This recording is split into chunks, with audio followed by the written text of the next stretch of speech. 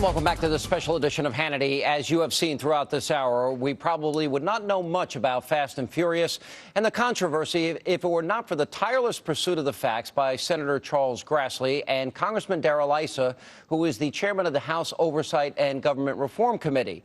And Congressman Issa joins us now. Congressman, thanks for being with us. Well, thanks for covering this story. It's so important that we get it right and we get it behind us, meaning they don't do it again. Well, and this is the point here because, you know, all these guns got out on the street. We're still missing, I want to make sure our facts are right, about 1,600 of them are unaccounted for, right? Roughly 1,600, and they will turn up over the next decade, I'm sure. Yeah, and we have 2 dead agents as a result of this. You know, one of the things you and I discussed at one point, Congressman, was, you know, there would have been a very simple way because of technology to track this. For example, I have a friend of mine who has an 18-year-old son who got a speeding ticket, and the way now he monitors his son's driving is he puts a GPS in the car, and he goes on every time he drives. He's able to go and look at the GPS data, I guess is what you call it, and see when the kid was driving, where he was driving, how fast he was driving, and you would think that they could put that in the guns, and that would bring us right to where they wanted to go, wouldn't it? Oh, absolutely. And actually, there's technology would even be better than that, which would be one that sat there dormant waiting for a signal for months. And then when you turned it on, you could find out where it was and it wouldn't be detectable. But all of those kinds of things were not part of this plan. This plan was let them have the guns, see them at the scene of the crime, and then think you could connect the dots. And clearly that was fallacy, and the arrests that the very limited amount of arrests, 19 out of 20 of them have been for the straw purchasers. They never rolled up the kind of people that they said they were going to, because this particular program never could have led to that. Do you interpret this to be a cover-up? I do, and I think it's a cover-up because they simply don't want us looking at the political appointees who were part of this flawed decision process, whether it was Attorney General, Deputy Attorney General Lanny Breuer, or the U.S. Attorney locally, or a policy that reversed what President George W. Bush had said. George W. Bush fired U.S. attorneys who would not enforce gun laws.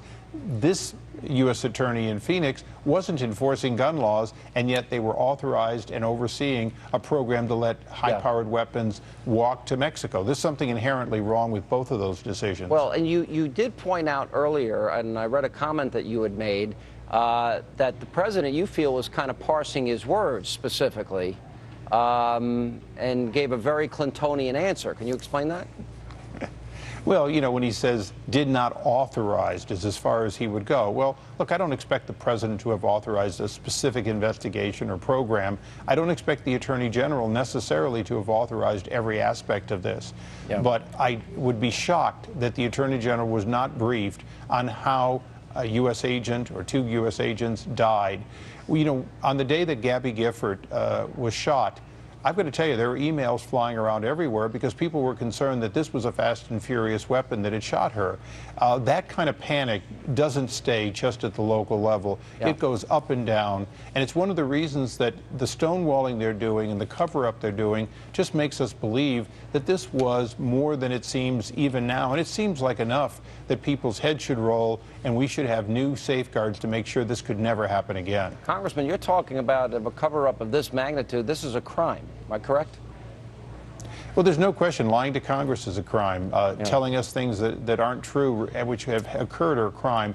But the biggest crime was breaking faith with the American people. And now one of the biggest crimes is this if you will, new set of rules along the border where they're forcing additional gun databases for weapons sold and justifying it based on gun violence that they helped create.